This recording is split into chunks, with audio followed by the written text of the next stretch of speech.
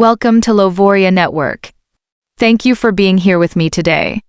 Sometimes the deepest heartbreaks come not from strangers or enemies, but from the very people we love the most, our own family. Today, I'm going to tell you a story that still shakes me every time I think about it. It's about love, rejection, pride, and the painful moment I realized I wasn't allowed to hold my own grandchild before someone else did. I remember the day so clearly. My daughter had just given birth. The hospital air felt heavy with excitement, mixed with that nervous energy every family feels when a new baby arrives.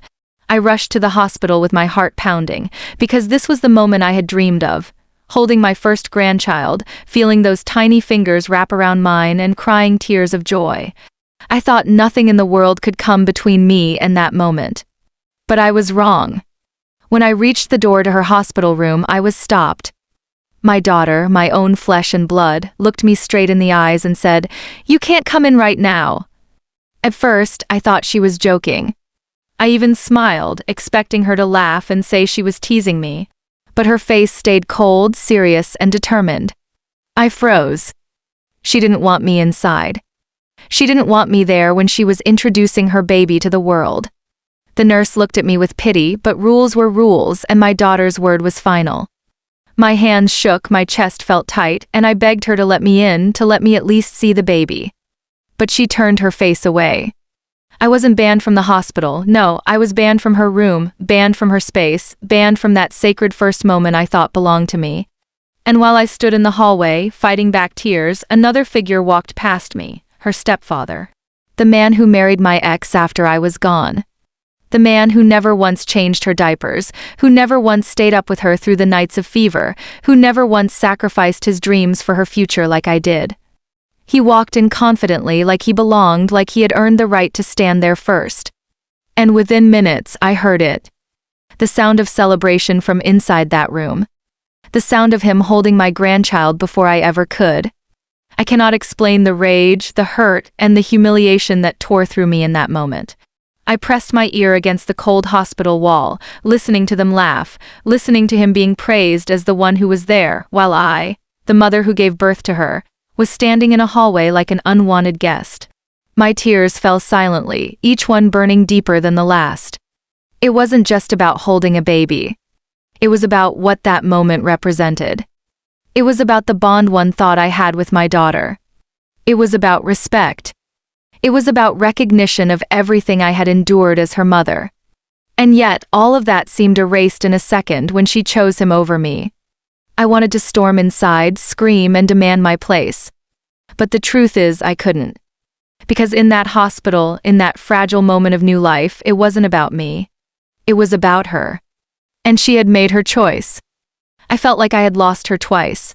Once when she grew up and pulled away from me, and again now, when she made it clear that my role in her story was secondary. Later, when she finally allowed me inside, the air in the room felt different. The baby was already swaddled, sleeping peacefully in his bassinet. My daughter looked tired but glowing, and beside her was the man she called Dad, not me.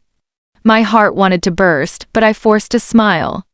I leaned over, touched the baby's tiny hand, and whispered my love. But deep inside, I couldn't shake the feeling that something sacred had been stolen from me. In the days that followed, I kept asking myself why. Why would she ban me, her mother, from that first moment? Did I fail her somewhere along the way? Was I too strict, too absent, too much of something or not enough of something else?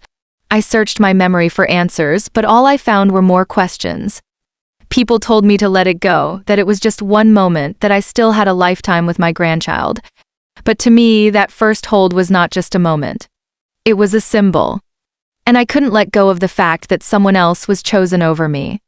Someone who had the title of stepfather but not the history, not the sacrifice, not the years of blood, sweat, and tears. As weeks passed, I tried to mend things with my daughter. I brought food, gifts, and even babysat when she needed rest. Outwardly, everything seemed fine. But the scar inside me remained.